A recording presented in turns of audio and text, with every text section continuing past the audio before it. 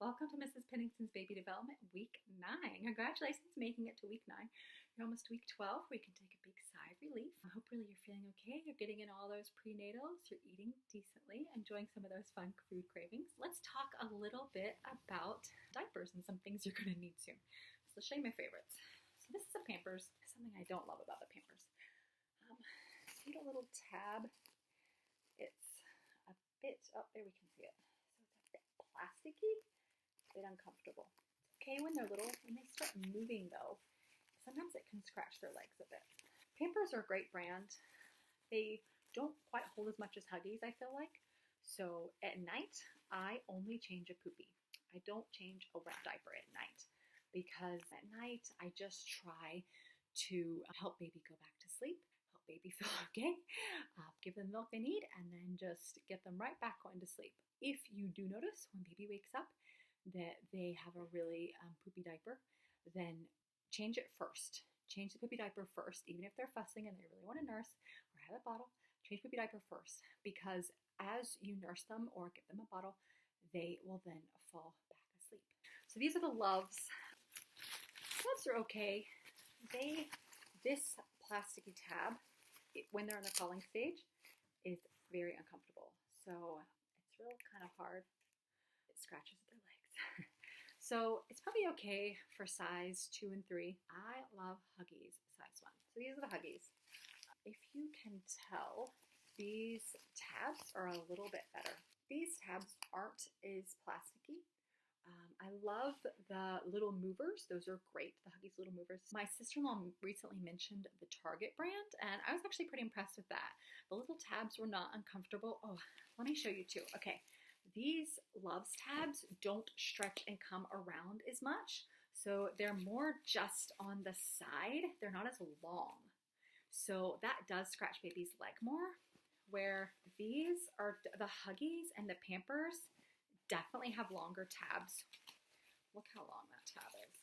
That is pretty long, so that definitely takes it more to the middle, so away from baby's leg. And then I'm going to share with you my absolute best #1 baby secret.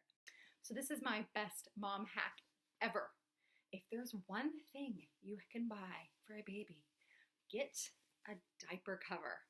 So these are, they're well loved, well used, but they are called Thirsties Duo Wrap, size 1. All you're gonna need is size 1. So this says it goes 0 to 9 months. Really probably goes 0 to 6 months, depending on how big your baby is. Okay, this thing is awesome.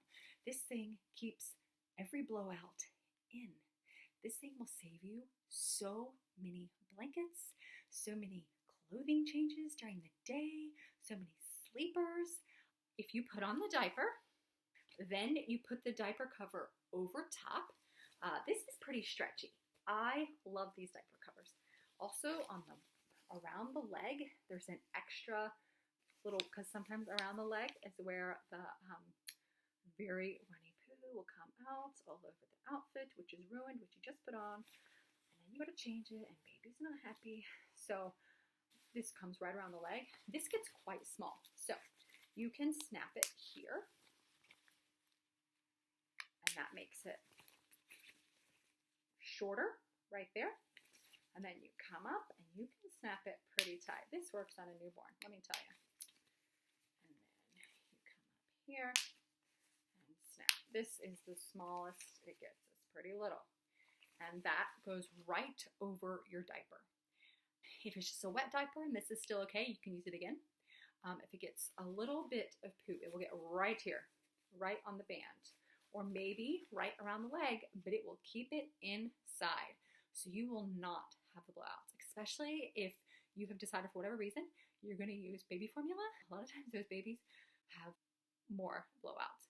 Not always, because all babies have blowouts, but if you use, or if you're occasionally switching when using a little bit of formula, you might notice a change in their diapers. So this will save you. This will save you bedding, because sure enough, you lay them down, they wake up, and they then just completely fill their diaper, and then it's all over the bed sheet, which it is such a pain to change bed sheets. So these come in different colors too. So I bought, of course, white ones because I just wanted to look normal.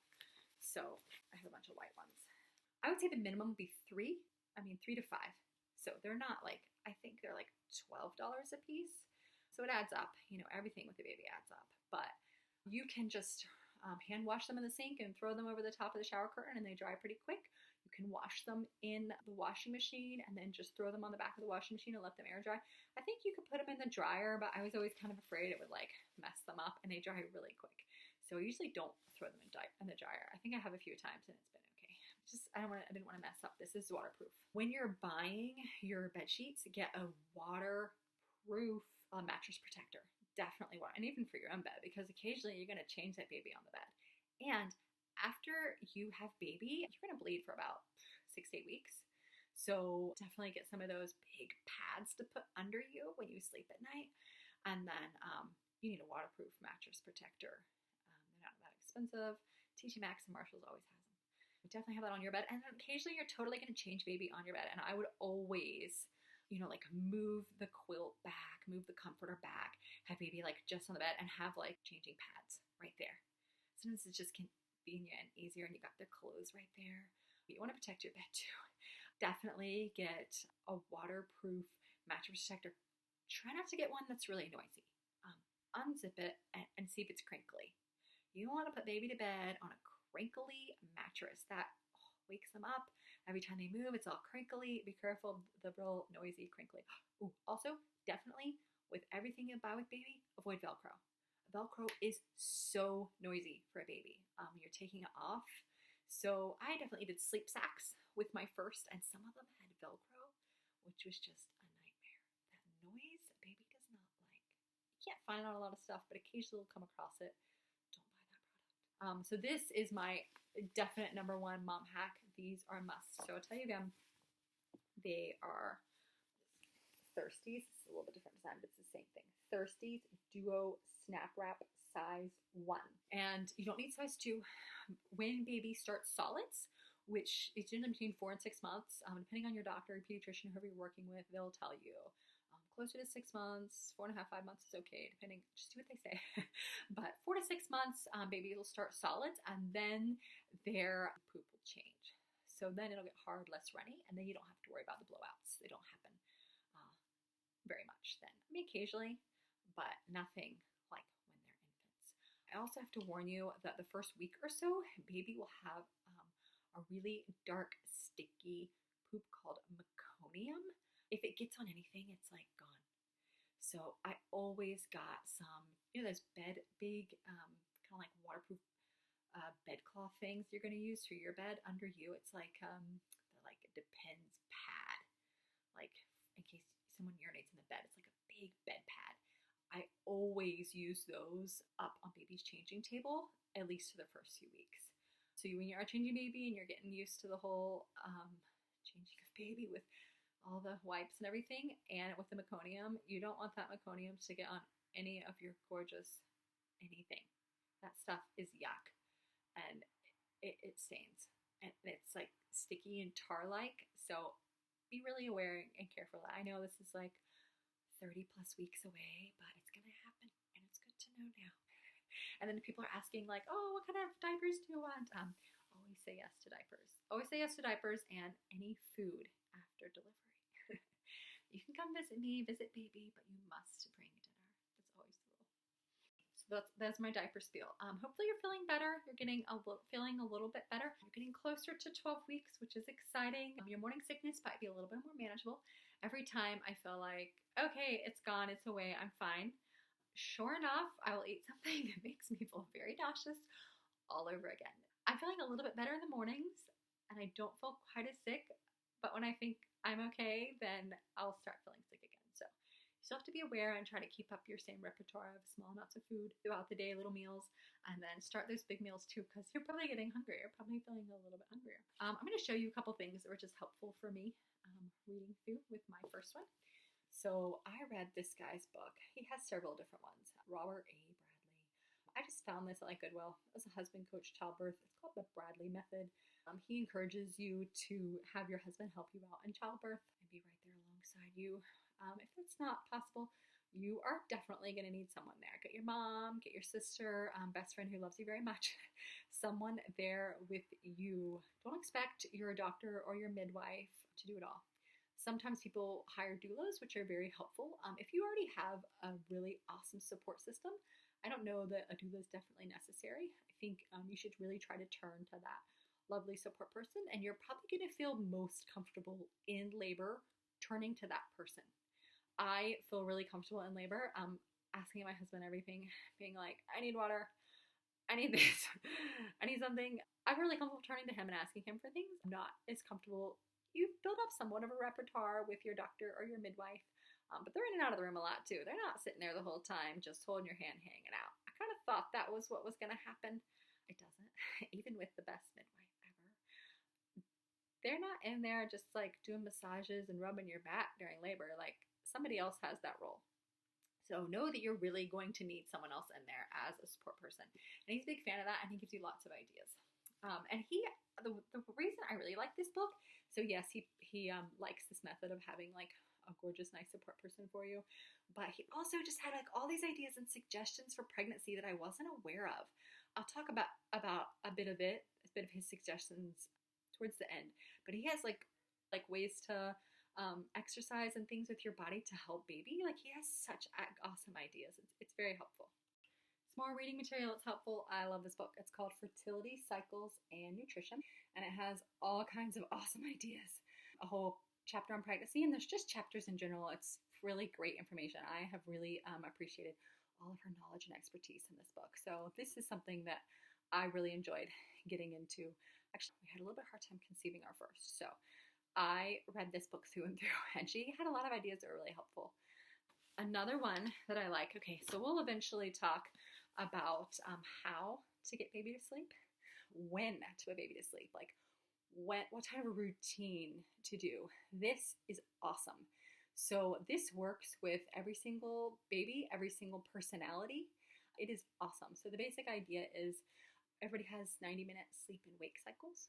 So generally baby's up for 90 minutes and then they sleep for 90 minutes.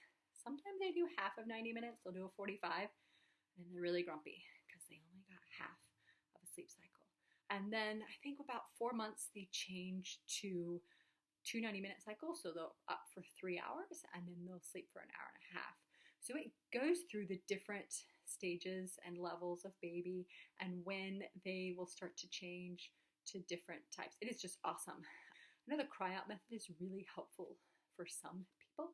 I'm not a big fan. So the cry out method works well for babies that are rather mellow, are rather easygoing, and have an easy time just self-calming, self-soothing, and they're kind of calm, introvert kind of personalities. They are able to settle themselves easily. If you do not have that in your family and you do not have that kind of kid, you're going to really struggle with an intense cry out method. This is just really when to put baby to sleep, not how to put baby to sleep. So the 90-minute sleep solution just talks about like a schedule during the day, and it's a really helpful one, and it works with every kid. How to get baby off to sleep, whether to just rock them or nurse them. When you nurse a baby, it is so exhausting for them. They are so tired. Their heart rate slows down, their blood pressure decreases, they get really calm. It is very exhausting. It's very soothing. So there's, between your two teeth, there's something that is very soothing. It's a nerve that runs, and of course babies don't have their teeth yet. So there's a nerve, and that is what is being stimulated while they're nursing, and it just calms them right down. Nursing baby sleep is definitely an option. Rocking baby to sleep, or putting baby in the crib and patting their back and teaching them like it's okay, you can go off yourself. Works well with some moms. So that is definitely what I would do. I would not just leave my baby in the room to scream and cry until they fall asleep. That is like the hardcore cry out method. I don't think it's good for a baby. I don't think it's good for mom. But putting them in and letting them fuss a bit and patting their back and letting them and then go off by themselves does work for some kids with some personalities. Letting them just kind of like soothe themselves off, and I'll pat your back and then you're just going to go right off. Works for some kids. It doesn't work for every kid. A high energy, determined, strong-willed child, that's not going to work. You can try, but it'll be very hard. So that is where you're going to have to help your child calm down and soothe soothe them to sleep. And then as they grow and develop, you can then teach them kind of how to calm and soothe by themselves. But it is definitely, depending on the personality of your child and the demeanor of your child, what works best. Okay, I'm gonna do one more. So my mom loved this book. It's very old. It's called Every Child Should Have a Chance, and it's written by a doctor. Some of the stuff she has in here is a bit dated, but some of it's really helpful. My mom particularly loved her feeding program, which I will tell you as we go further, not today. This was one of her favorite books. I think she self-published it, so like they just got all the books printed. Her daughter sells them now. So I actually called her daughter up and gave her my address and sent her a check, and she sent me this book. There's so much good stuff out there to read and take in, and there's so many different ideas and suggestions and ways of doing things, and that is what makes motherhood hard. That's what makes pregnancy and having a baby hard, is you have to figure out what works best for you, what works best for your husband, what works best for your family, and it's going to be different than your neighbor, and it's going to be different than your best friend. Things that work really well for you and work well for your kid and their personality and your personality isn't necessarily going to work for someone else. So it's good to read different things, get different ideas, but know that your child might be really colicky. Your child might be really mellow and easygoing, and you can lay them in the crib and they just go to sleep. Or your child, you might lay in a crib, might scream for an hour. Don't let them scream for an hour. But kids are different. They have different personalities, and you have different personality. You have different things, different tolerance level, different things you can handle and that you can't. So just some beginning reading ideas, suggestions for week 9. Soon you're going to feel well enough to go run and do all of your shopping. But during this time, you can relax and read up some good ideas on baby.